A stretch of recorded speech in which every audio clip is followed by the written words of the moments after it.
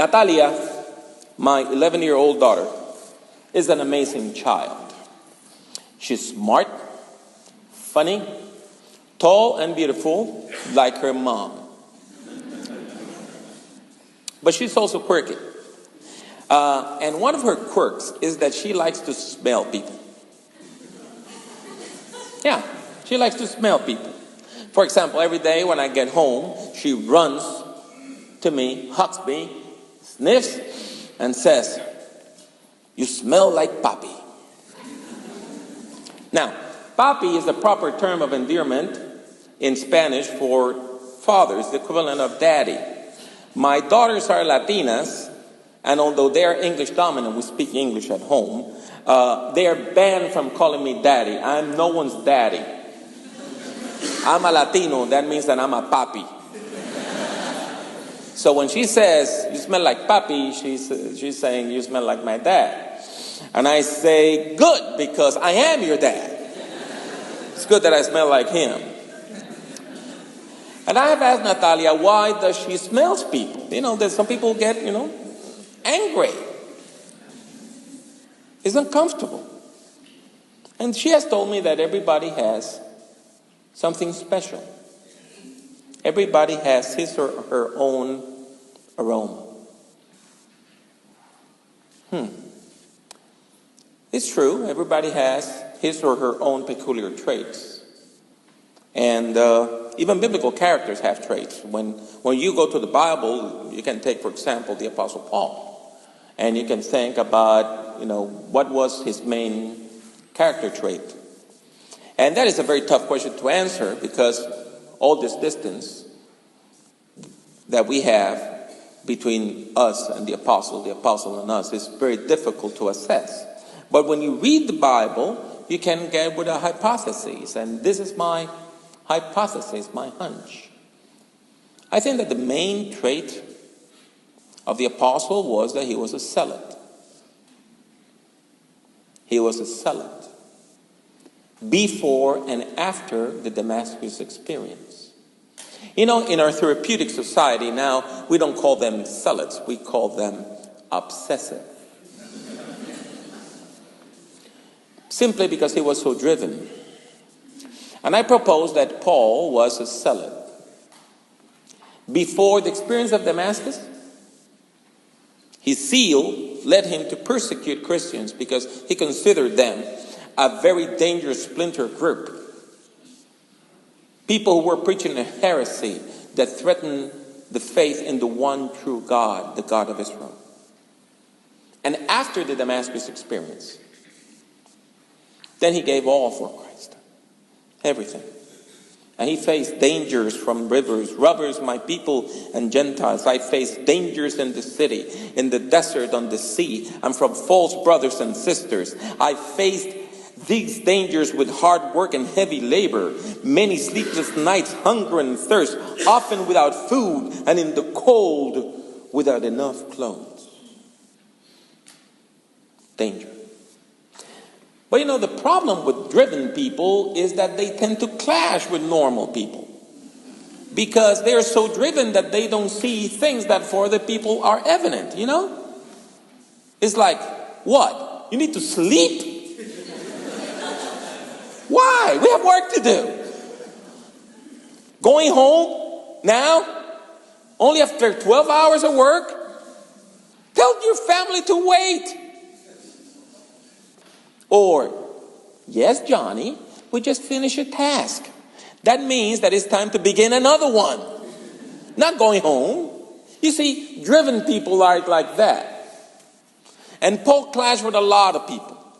Like with John Mark, one of the members of his team, with Barnabas, his mentor, with Peter, the prince of the apostles, with James, the head of the church in Jerusalem, and with other prominent Christian leaders. Am I missing anyone?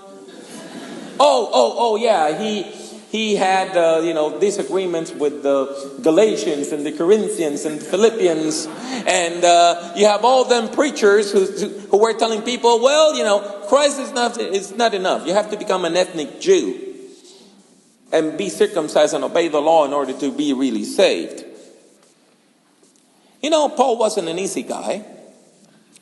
But it wasn't easy to be Paul either. Because behind that type A personality, there was a loving pastor.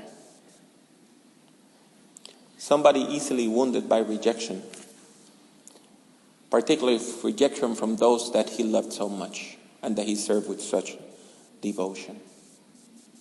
2 Corinthians occupies a special place in the Pauline corpus. It records acrimonious debate, acrimonious conflict between Paul and the leadership of a congregation that he had founded, he had established not too long ago. The conflict was deep, soon became very personal and intense. And Paul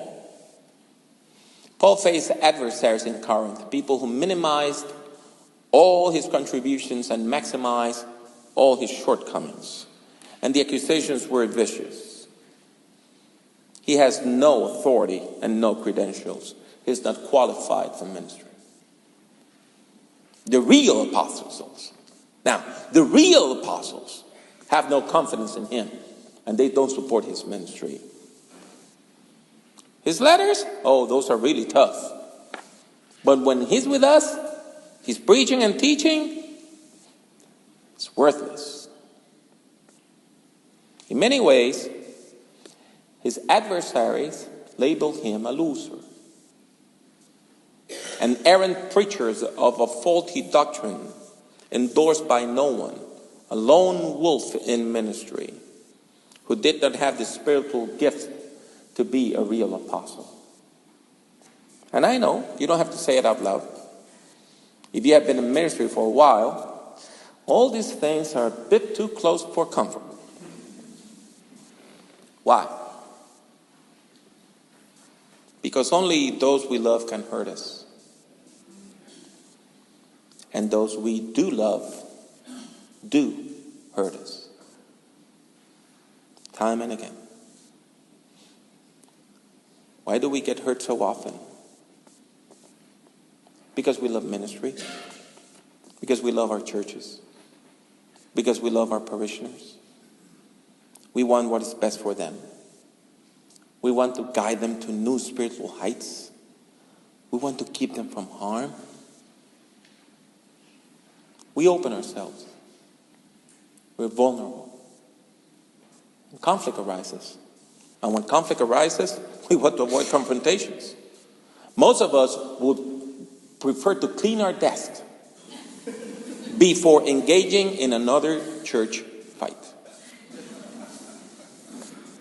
However, we cannot run. We cannot run because we have a pastoral responsibility.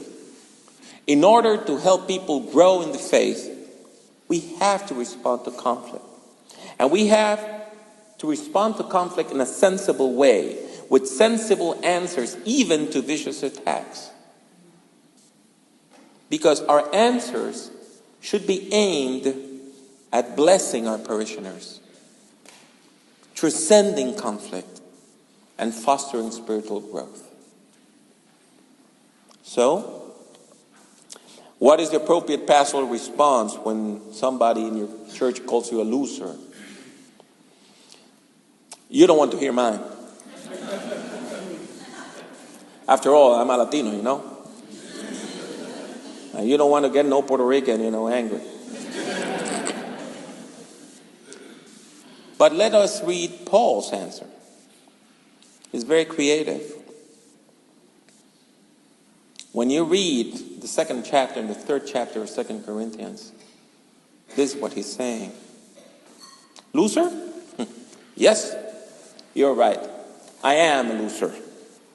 I battled against Jesus the Christ, and I lost. As Roman generals do, now Jesus is enjoying his triumph. And he's leading a parade. And I am part of that celebration, not in the winning party, but as a loser. One of the persons who were conquered and is now exhibited in the parade. And if I go up and down this empire preaching the gospel, it's because I am a prisoner of Christ. exhibited as spoils of war. It's not the first time that Paul calls himself a loser. To the Philippians he wrote, I consider everything a loss in comparison with the superior value of knowing Christ Jesus my Lord. I have lost everything for him. For what I lost, I think of as sewer trash, so that I might gain Christ and be found in him. What is the appropriate pastoral response when somebody says, our pastor stinks? Again, Paul was really creative. Again, you're right. I do stink. Because prisoners paraded in a death march do stink. We smell like death. But for those who believe, my blood, sweat, and tears are the aroma of Christ. Paul also addressed the issue of credentials and letters of recommendation, saying, credentials you want? For my qualifications, you ask? Now?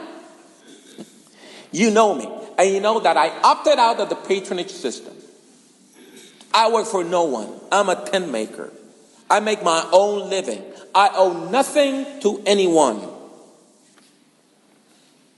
And I do not need any letters of recommendation in my pocket, paying homage to the patronage system and the Roman social stratification.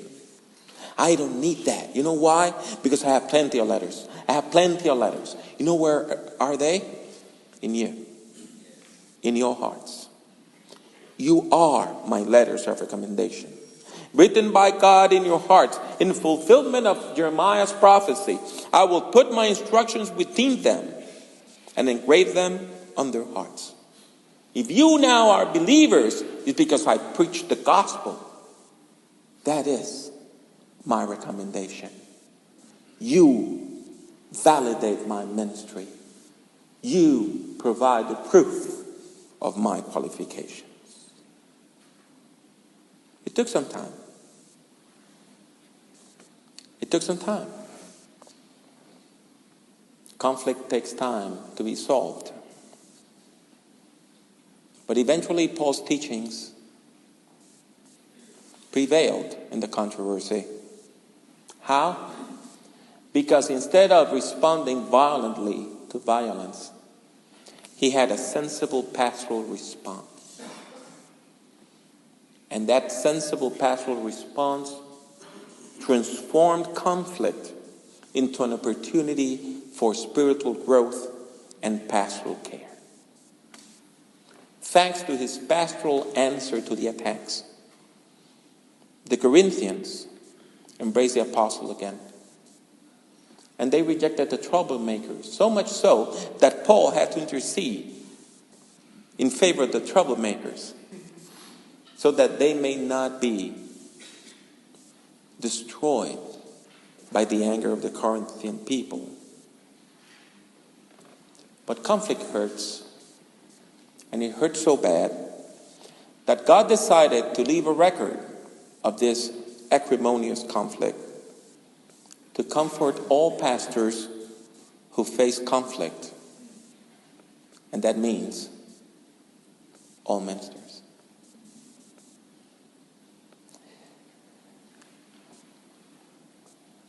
After this event is done, hopefully next Monday, if the rain and sleet allows me, I'll return home. And in all probability, Natalia, my younger daughter, will run to me, sniff, and say, "You smell like Papi." But I hope that as I minister and preach and call in on the sick and teach and stand by a fresh grave and bless a new marriage, my congregation looks at me and they say, "Pastor, you smell like Christ."